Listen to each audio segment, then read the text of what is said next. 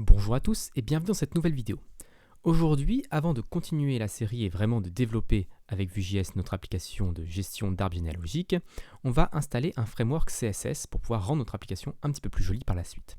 Aujourd'hui, mon framework CSS de choix, c'est Tailwind CSS. C'est celui avec lequel je suis le plus à l'aise et où je suis le plus rapide pour développer des applications. Donc on va installer ça et on va voir comment il s'installe avec notre projet Vite Vue.js actuel et voir comment on va faire pour tout configurer. Donc on va aller dans Get Started, et là on a plusieurs options, donc Tailwind CLI, Using PostCSS ou Framework Guides. Et donc c'est ça qu'on va cliquer, parce que nous on utilise déjà un framework, Vite, Vue.js c'est déjà un petit framework, et on l'a ici d'ailleurs, Vite, qui nous permet d'avoir directement les informations qui nous correspondent. On a plusieurs options, Using React, Using Vue ou Using Svelte. Nous ce qu'on utilise c'est Vue, et on va pouvoir du coup suivre la configuration via cette page. Donc la première étape, c'est de créer votre projet. Nous, on a déjà un projet vide, donc il n'y a pas besoin de faire cette étape-là. Et ensuite, d'installer Tailwind CSS. Donc pour ça, on va installer avec npm install-d, Tailwind CSS, PostCSS et autopréfixeur. Donc PostCSS, c'est vraiment l'outil qui permet de faire la compilation du CSS. Tailwind est une sorte de plugin pour PostCSS. Et autopréfixeur permet de rajouter automatiquement des préfixes à certains attributs CSS qui ne sont pas supportés sur tous les navigateurs sans préfixe.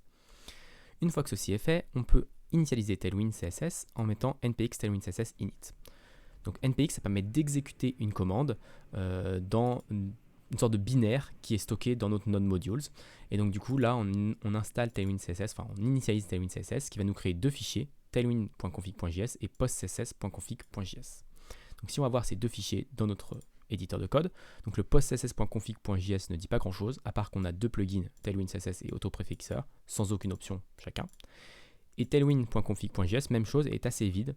On a un content, un thème et des plugins qui sont vides, parce que par défaut, Tailwind CSS hérite de toute la config par défaut. Donc on a accès à toutes les couleurs de Tailwind CSS, toutes les variables, toutes les tailles de Tailwind CSS par défaut, sans avoir besoin de les spécifier dans notre config.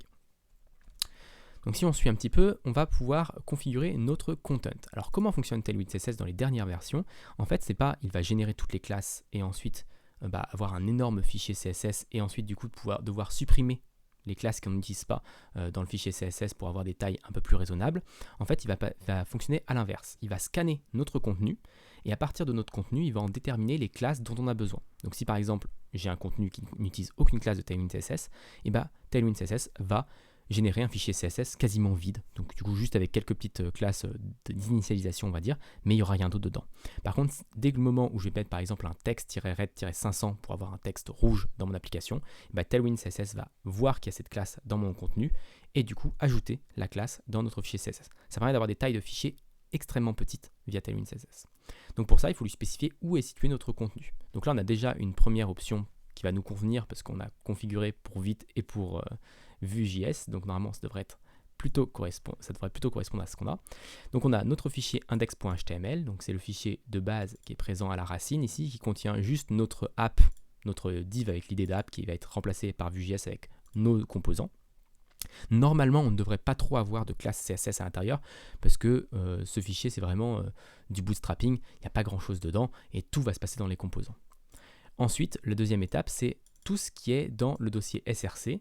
Donc les doubles étoiles, ça veut dire tous les sous-dossiers, ou SRC, enfin SRC et tous ses sous-dossiers avec le double étoile, et ensuite le étoile.vue.js.ts.jsx.tsx. Donc tous les fichiers qui finissent par vue, JS, TSX et TSX, ou TSX, vont être inclus, vont être lus par Tailwind CSS. Alors on pourrait enlever le JSX, TSX, parce qu'on n'en a pas besoin, mais en fait ça va pas être trop coûteux non plus, parce que Tailwind CSS il va scanner ses fichiers, de toute façon il n'y en a pas dans l'arborescence, donc ce n'est pas un problème. Donc une fois que ceci est fait, on peut créer notre fichier style.css. Donc Tailwind nous conseille de le mettre dans le src style.css, donc on va suivre la norme, on va dire. Donc je vais créer un fichier style.css, et à l'intérieur de ce fichier style.css, on va mettre les directives Tailwind qui permettent de générer les classes, alors plutôt de dire à Tailwind où est-ce qu'il faut générer les classes. Donc base, ça va être toutes les composants, toutes les classes de base qui sont toujours présentes. Les components, c'est des choses un petit peu plus complexes, et les utilities, c'est vraiment toutes les classes de base, comme là, les contextes de couleurs, les tailles de police, d'ailleurs les polices, enfin voilà, toutes les choses là. Et il faut bien les avoir dans le bon ordre, parce que CSS, c'est un format de fichier dont l'ordre est important. Donc voilà, c'est pour ça qu'on a ces trois éléments-là et qui sont dans le bon ordre. Mais par défaut, autant Tailwind CSS base va générer des choses, mais les deux autres ne vont quasiment rien générer, parce que pour l'instant, dans notre application, on n'utilise aucune classe CSS de Tailwind. Donc une fois que ceci est fait, il nous dit qu'on peut juste faire npm run dev et retourner sur notre application et on devrait pouvoir utiliser maintenant les classes Tailwind CSS. Donc je vais tester tout de suite, on va aller dans app.vue et ici par exemple pour mon div name, je vais lui mettre un classe de text red 500. Alors je dis souvent text red 500 parce que c'est une couleur rouge et du coup on le voit tout de suite à l'écran si ça fonctionne ou si ça ne fonctionne pas.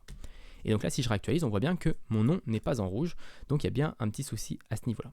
En fait, ce qui manque dans la documentation de Tailwind, c'est l'inclusion de ce fichier style.css. Pour l'instant, on l'a créé, mais vu qu'on ne l'utilise pas nulle part dans notre application, il n'y a pas de raison que Vite nous le charge, nous le compile ou nous l'importe dans notre application. Donc pour ça, ce qu'on va faire, c'est qu'on va retourner dans notre index.html, qui est vraiment la base de notre application, et on va rajouter, comme dans une application un peu classique, un link avec un rel de stylesheet, et là on va faire //src/style.css. Et donc là, Vite du coup va voir qu'on a ce fichier-là, il va voir que c'est un fichier CSS, et vu qu'on a PostCSS qui est configuré sur notre application, il va automatiquement exécuter Tailwind CSS sur cette application-là, et du coup, vu qu'on utilise des directives Tailwind, là, toute la compilation et toute la machinerie va se lancer.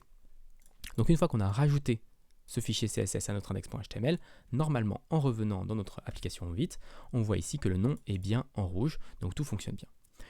Par contre, on voit aussi qu'on a perdu le design de nos inputs, parce que là, on avait un cadre avant qui était par défaut fait par Firefox, et en fait, Tailwind CSS a ce qu'on appelle un reset CSS. Donc un reset CSS, c'est quelque chose de très connu dans les frameworks, qui permet de tout supprimer, toutes les classes présentes juste par Firefox ou juste par Chrome pour qu'on ait quelque chose de plus lisse possible et que quand on fasse une modification, elle se représente de la même manière sur tous les navigateurs possibles. Qu'on n'ait pas des choses qui étaient présentes dans Chrome et qu'on n'aurait pas supprimé dans Firefox et du coup on a des doublons ou des choses comme ça. Bon. Donc là, pour faire ça, on va essayer de retrouver quand même des formes de manière un petit peu plus basique. Alors on pourrait mettre les classes à la main, on pourrait mettre des bordures. Par exemple ici, si je vais dans mon app.vue, sur mon input, je pourrais mettre un classe border, px2, py1, voilà, quelque chose comme ça. Si je réactualise, là on voit que j'ai une bordure, que j'ai des marges qui sont réapparues. Donc ça, c'est possible de le faire. Mais avec Tailwind CSS, on a aussi un plugin Forms qui est assez bien foutu, qui permet déjà d'avoir des choses de base qui sont visuellement correctes et qui en plus est assez customisable. Donc après on pourra changer les couleurs. Alors sur les inputs c'est assez facile, mais sur les checkbox, sur les selects, ça peut être un peu plus compliqué. Donc du coup ce plugin Forms est assez intéressant à inclure. Donc si on clique sur le plugin Forms ici dans la documentation de Tailwind CSS, on voit qu'on a juste à l'installer via npm. Donc je vais quitter ça et installer le plugin. Et ensuite de le require dans notre tableau plugins, dans notre config de tailwind.config.js. Donc là, si je vais dans ma config Tailwind, je vais dans les plugins, je rajoute le plugin Tailwind CSS/forms et ensuite je relance mon npm run dev. Alors avant de faire ça, je vais aussi également enlever mes bordures. Voilà, comme ça, on va bien voir l'élément. Donc si je réactualise, là on voit qu'il y a une bordure, qu'il y a un encadré bleu quand je clique dessus. Donc Tailwind CSS a remis, on va dire, une base commune à tous les navigateurs. Donc dans Chrome, dans Firefox, ça s'affichera de la même manière, sur tous les inputs, mais aussi sur toutes les checkbox, les selects, ce genre de choses. Donc voilà pour cette petite vidéo, j'espère qu'elle vous a plu. Si elle vous a plu, n'hésitez pas à vous abonner à la chaîne et à la partager autour de vous. Et puis moi, je vous donne rendez-vous très rapidement pour la suite de cette série sur Vue.js.